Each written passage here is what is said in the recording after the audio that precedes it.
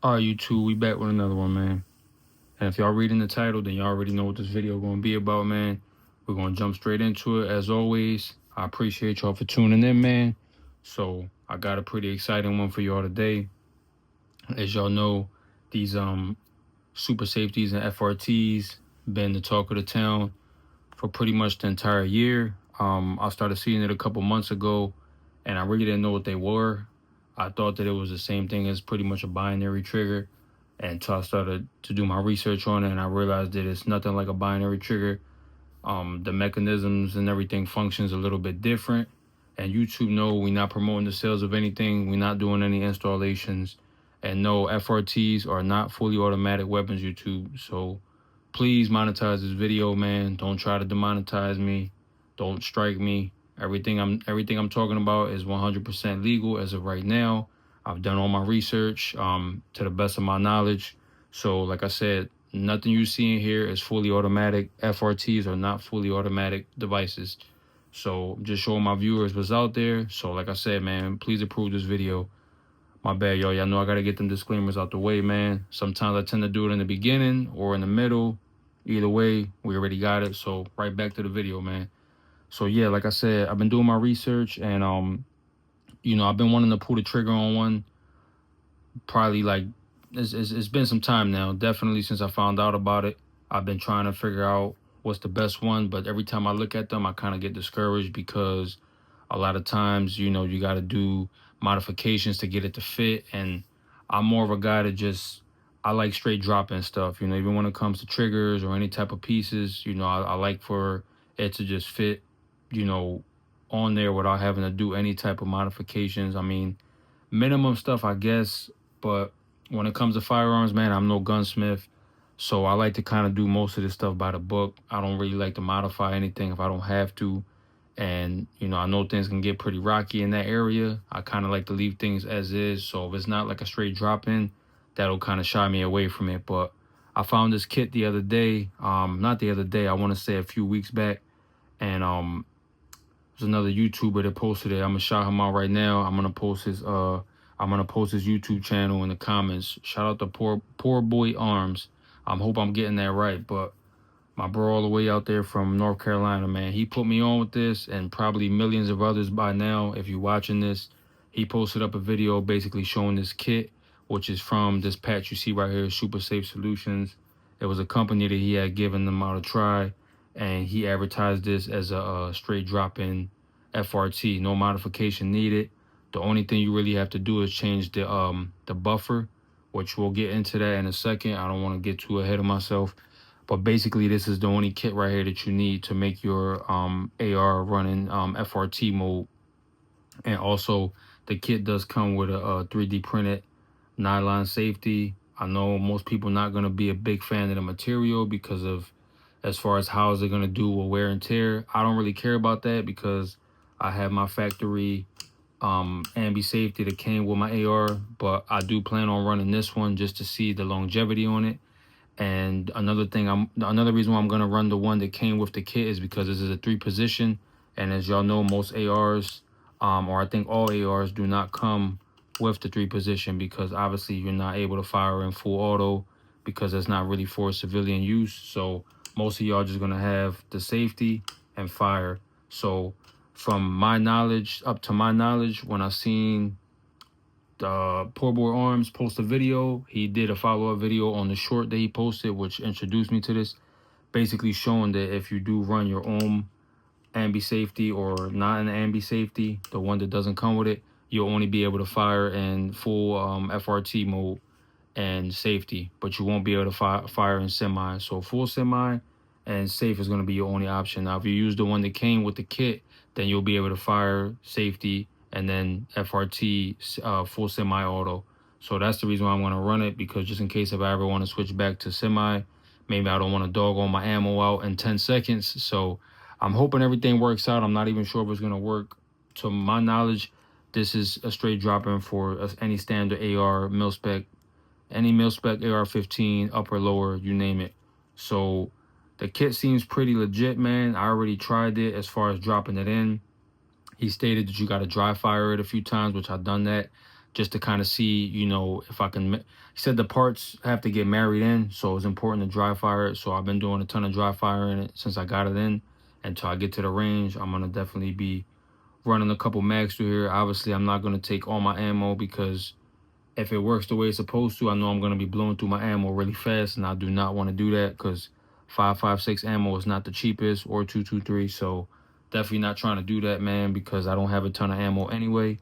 It's just going to be more like a function test just to see if it works, and if it does, then obviously when I get around to it, you know, get some free money laying around, then I could order me some more ammo and get back to the range and really go bananas with it. But for right now, I'm just psyched to have it because I'm not going to get into pricing. Like I said, Super Safe Solutions, YouTube, like I said, man, we're not promoting the sales of firearms at all in this video. I don't have anything for sale. I'm just showing my viewers what's available out there to them. Super Safe Solutions, I'm not going to get into the pricing, but it's definitely competitive opposed to all the other FRTs and Super Safeties that I've been seeing. And to my knowledge, once again, y'all, because I'm not a professional, man, and I don't really know too much about FRTs and super safeties. I'm just learning, like getting into details about it. And what I know is that the super safeties most of the time come with needing modifications. Like I said, this is just a straight drop-in. And I'll show y'all, a matter of fact, just so y'all can see, I'm gonna break the AR down off camera because I don't want YouTube tripping. So yeah, I'm gonna show y'all real quick. Let me pull this pin down real quick. So basically, it's gonna drop in right there. I'm not gonna put it in there. I'm gonna do it off camera, and y'all can see how it sits. But as y'all can see, that's the hammer.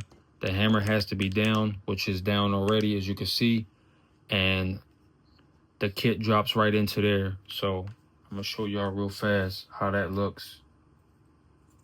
And literally, it drops right in. I thought that I wasn't gonna have the luck because it's always like that most of the time. You think it's not gonna work for your specific build, but in this case, it did work out. So I'm kind of psyched about that.